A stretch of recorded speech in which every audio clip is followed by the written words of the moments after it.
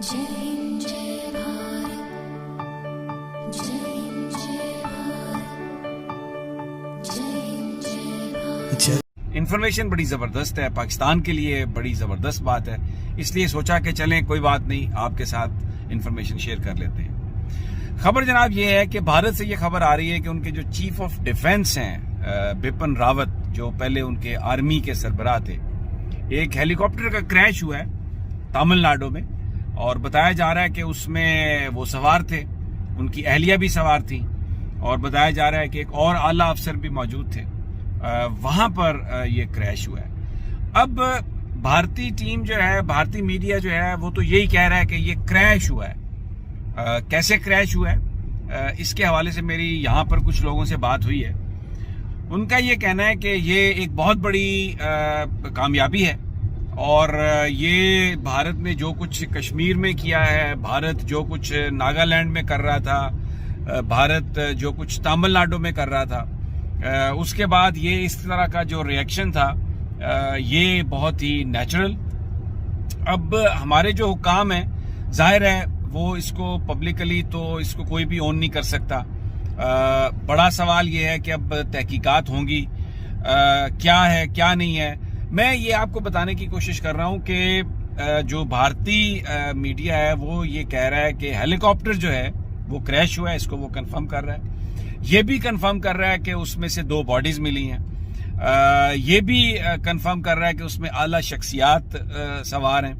जो हमारे ज़राए हैं, मैं आपको ये बता रहा हूँ कि जनरल बिपिन रावत, ये उनके चीफ ऑफ डिफेंस स्टाफ थे, ये भारतीय फौज के पहले सरबराह थे, लेकिन जब इनको रिटायर होना था तो वहाँ पर मोदी ने ये एक बरतानिया की तर्ज पर एक नया ऑफिस क्रिएट किया और उनको चीफ ऑफ डिफेंस स्टाफ बनाया। मोदी के दस्ते राज थे, मोदी के जितने भी गुनाह थे, चाहे वो राफेल का फ्रॉड हो जाए, चाहे वो कश्मीर के अंदर आर्टिकल 370 को रिमूव करना हो, चाहे वो 35A को हटाना हो, चाहे चाइना के साथ कशीदगी को लेकर अहम मामलात हों, इन सारे मामलात के अंदर जो अहम नाम था, जो बड़ा नाम था, वो बिपिन रावत था। हालांकि इंडिया के जो आर्मी चीफ है मनोज मुकुंद नरवाने, उनका कोई नाम नहीं लेता, उनसे कुछ पूछा ही नहीं जाता। सब कुछ जो भी मामलात तय होते थे वो सीडीएस बिपिन रावत और मोदी साहब के दरमियान होते थे। सीडीएस बिपिन रावत दिसंबर 2015 के अंदर आर्मी चीफ बने थे, 3 साल तक वो आर्मी चीफ रहे हैं, और 31 दिसंबर 2019 को वो रिटायर हुए हैं, और 1 जनवरी 2020 के अंदर उन्हें सीडीएस बना दिया गया, यानी वो चीफ ऑफ डिफेंस स्टाफ थे। अब खबर किस तरह से है कि MI-17 MI-17V5 हेलीकॉप्टर, जिसके अंदर डबल इंजन लगा होता है, ये याद रखिए, डबल इंजन लगा होता है, और ये VVIPs को लेकर जो हेलीकॉप्टर जाता है उसको बड़े एहतियात से बनाया जाता है, उसकी एक एक चीज का जायजा लिया जाता है। अब वो जा रहा होता है तमिलनाडु के अंदर वो जा रहा होता है वेलिंगटन वहां पे कॉलेज है, वेलिंगटन बेस है, वहां पे सीडीएस बिपिन रावत ने लेक्चर देना था। अभी वो लेक्चर देने के लिए पहुंच रहे थे, वेलिंगटन बेस से 7 किलोमीटर दूर थे कि वहां पे वो कनौर के जंगलों में उनका ये हादसा हुआ है और वो मारे गए हैं। 14 लोग सवार थे हेलीकॉप्टर के अंदर, 14 लोग सवार थे। अभी हमने ये बात करनी है कि ये किस तरह, क्या खुद गिरा है MI-17। हमारे सोर्सेज बता रहे हैं कि जनरल बिपिन रावत खूनखार, और ये जिस तरह ड्रैकुला होता है, खून का प्यासा था ये, इसने क्या क्या जुल्म किए, अब ये जहन्नुम वासिल हो गया है। इसने ना सिर्फ ये कि मकबूजा कश्मीर के मुसलमानों पर जुल्म किया, बल्कि भारत में जितने भी मुसलमान हैं उनके खिलाफ जो आप नफरत देखते हैं, एक सोच देखते हैं रियासती सतह पर, उसके पायनियर्स में से था ये। अब नरेंद्र मोदी को ये बड़ा सूट करता था, जनरल बिपिन रावत, इतना खूनखार शख्स, इतना इंतहा पसंद शख्स, कि भारत की तारीख में पहली दफ़ा ये हुआ कि इसको, किसी शख्स को चीफ ऑफ डिफेंस लगाया गया, एक नई पोस्ट, नया ओहदा क्रिएट किया गया, बनाया गया सिर्फ इसकी खातिर। ये जब रिटायर हुआ बतौर आर्मी चीफ, उसके बाद इसको चीफ ऑफ डिफेंस लगा दिया गया, 5 स्टार जनरल।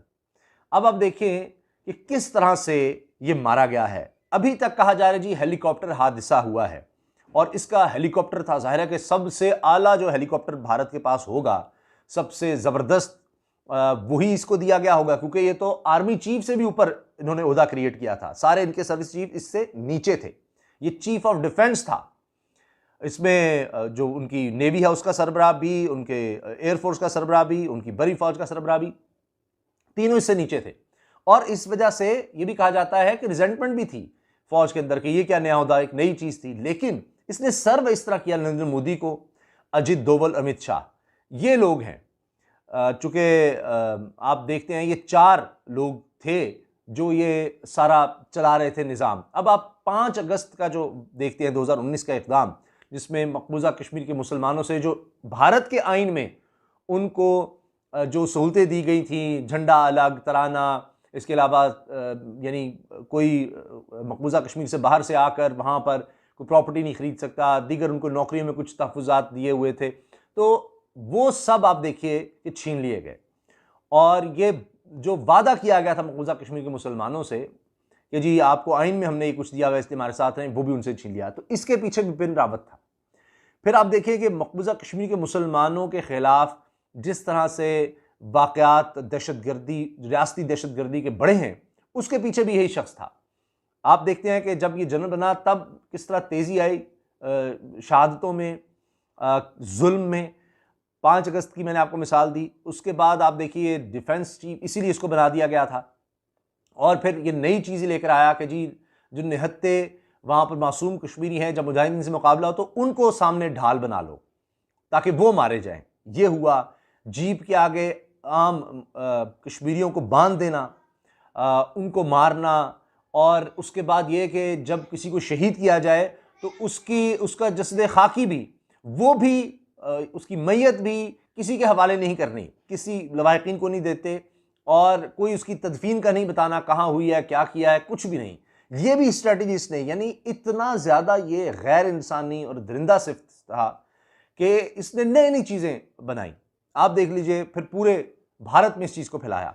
अच्छा, एक अहम चीज़ मैं आपको बता दूं कि जिस तरह आपने भी देखा कि नागालैंड का तज़किरा हुआ कि वहाँ पर भारतीय फ़ौज ने 20 निहत्ते वहाँ के शहरियों को मार दिया, क्योंकि वहाँ भी अलहदगी पसंद तहरीक चल रही है। इसी तमिलनाडु, क्योंकि मैंने आपको एक अहम खबर बतानी है जो इंडियंस नहीं बताएंगे, लेकिन आपको मैं बताऊंगा। ये हेलीकॉप्टर है और इसको बड़ा महफूज समझा जाता है।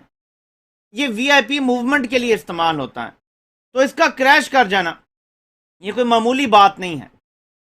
जाहिर है इसमें मैकेनिकल फेलियर भी हो सकता है, इसमें वेदर का भी बीच में हो सकता है, और ये सवाल पूछे जा रहे हैं, इंडियन मीडिया में भी पूछे जा रहे हैं क्या वजूहात हुई जिसकी वजह से। और आखिरी राब्ता उन्होंने जो किया कंट्रोल टावर से, उस राब्ते में क्या कहा गया? कंट्रोल टावर से अगर राब्ता हुआ था तो कंट्रोल टावर को क्या बताया गया? लास्ट में पायलट ने क्या बताया कि क्या हुआ है हमारे साथ, क्योंकि ज़ाहिर है पायलट ने कुछ ना कुछ तो बताया होगा। और इंडियन मीडिया आपको पता है कि कितनी खोज लगाता है कि वो कुछ ना कुछ कहानी बना लेगा, ठीक है। लेकिन याद रखिएगा, एक खबर ये आ रही है कि इस पर हमला किया गया है हेलीकॉप्टर पे। तमिलनाडु के ऊपर से गुजर रहे थे और शायद तमिल टाइगर्स के जरिए इन्होंने श्रीलंका में बड़ी तबाही मचाई थी। हेलो दोस्तों, जैसा कि आपने देखा इस वीडियो में कि ये पाकिस्तानी पत्रकार क्या बोल रहे हैं और इनकी मीडिया और इनके जो एजेंसीज़ हैं वो क्या बोलती हैं, वो संवेदना व्यक्त कर रही हैं बिपिन रावत जी की मृत्यु पर, जबकि उन्हीं के अंदर देश में ये पत्रकार इस चीज़ का जश्न मना रहे हैं। तो हम समझ सकते हैं कि इन पाकिस्तानियों की मानसिकता कैसी है। तो हमें कभी भरोसा नहीं करना चाहिए इन पाकिस्तानियों पर। धन्यवाद।